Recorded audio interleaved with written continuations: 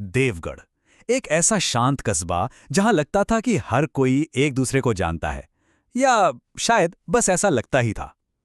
आज एक ऐसी कहानी की बात करते हैं जो देवगढ़ के इस शांत नकाब को हमेशा के लिए उतार फेंकने वाली थी। स्कूल की घंटी तो अपने वक्त पर बजी, बच्चे भी अपनी अपनी लाइन में खड़े थे, लेकिन एक चीज थी जो अपनी जगह पर नहीं थी। वो खिड़की के पास वाली कुर्सी, जो कभी खाली नहीं रहती थी, आज वो एकदम वीरान पड़ी थी। और बस उसी खालीपन से एक रहस्य ने जन्म लेना शुरू कर दिया। 23 ये सिर्फ एक नंबर नहीं है, ये एक ऐसे वादे का, एक ऐसी आदत का प्रतीक था जो कभी नहीं टूटी आज तक। पूरे 23 साल का अटूट अनुशासन। जरा सोचिए, एक ऐसा रिकॉर्ड जो अपने आप में एक मिसाल था, तो उनका ना आना ये कोई मामूली छुट्टी नहीं थी, ये एक नामुमकिन सी बात थी। और यही सवाल, बस यही सवाल हर किसी के जहन में था। और दोपहर होते होते ये फुसफुसाहट पूरे देवगढ़ में आग की तरह फैल चुकी थी। स्कूल के टीचर गायब हो गए थे। तो चलिए कहानी के पहले हिस्से में चलते हैं। यहां हम उन शुरुआती बातों को देखेंगे जिन्होंने इस पूरे रहस्य की नींव रखी। लोगों के बीच उनकी पहचान क्या थी? बिल्कुल साफ, एक शांत, बहुत ही अनुशासित और सम्मानित इतिहास के टीचर। माता पिता उन पर आंख बंद करके भरोसा करते थे, और दुश्मन, अरे कोई ऐसा था ही नहीं जिसे वो अपना दुश्मन कह सके। और इसी बात ने तो इस रहस्य को और भी उलझा दिया। उनके घर पर कोई जोर जबरदस्ती के निशान तक नहीं थे, कोई हाथापाई नहीं। ऐसा लग रहा था मानो वो अपनी मर्जी से कहीं गए हों, या शायद किसी ऐसे इंसान के साथ जिसे वो बहुत अच्छी तरह जानते थे। पर कौन था वो? अब ये जो जांच पड़ताल है, ये एक ऐसे मोड़ पर पहुंचती है जहां से कहानी पूरी तरह से पलट जाती है।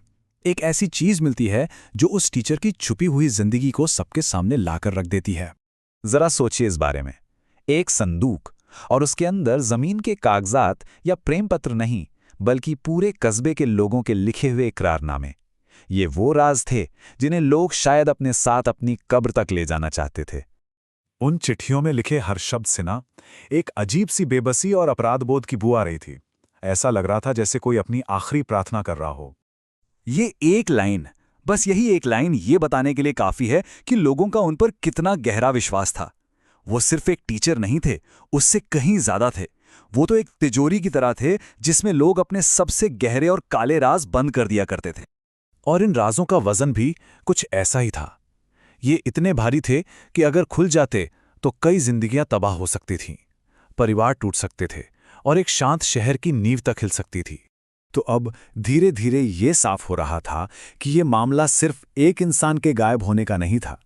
ये उस टीचर की असली पहचान को उजागर करने का था, उस भूमिका का था जो उन्होंने इतने सालों तक चुपचाप निभाई थी। वो थे देवगढ़ के खामोश राजदार, एक ऐसा इंसान जिसके पास पूरे कस्बे की सबसे अंधेरी कहानियां थीं। वो सब कुछ सुनते थे, पर कहते कभी कुछ नहीं थे। और यही उनकी सबसे बड़ी ताकत थी, और आखिर में उनका सबसे बड़ा खतरा भी। और अब ये कहानी एक ऐसे चौंकाने वाले अंजाम की तरफ बढ़ती है। सबूत एक ऐसे इंसान की तरफ इशारा करते हैं जिसके बारे में कोई सपने में भी नहीं सोच सकता था।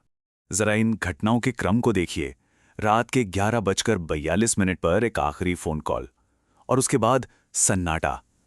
वो आखिरी कॉल, वही सब कुछ बदलने वाला था। और ये है इस कहानी का सबसे हैरान कर देने वाला मोड़।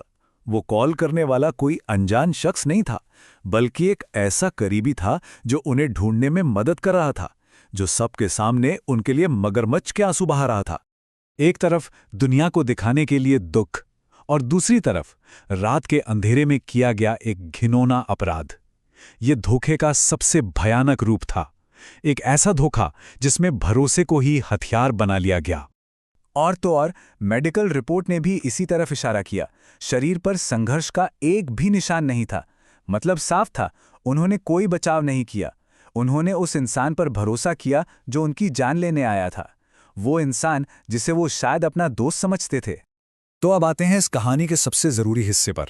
यहां सवाल ये नहीं है कि किसने मारा, बल्कि ये है कि क्यों मारा। और यही बात इस कहानी को एक आम क्राइम स्टोरी से बहुत अलग और गहरा बना देती है। कागजों पर तो मामला सुलझ गया था, कातिल पकड़ा जा चुका था, और देवगढ़ अपनी रोजमर्रा की जिंदगी में लौटने की कोशिश कर रहा था। लेकिन असली कहानी तो अब शुरू हो रही थी।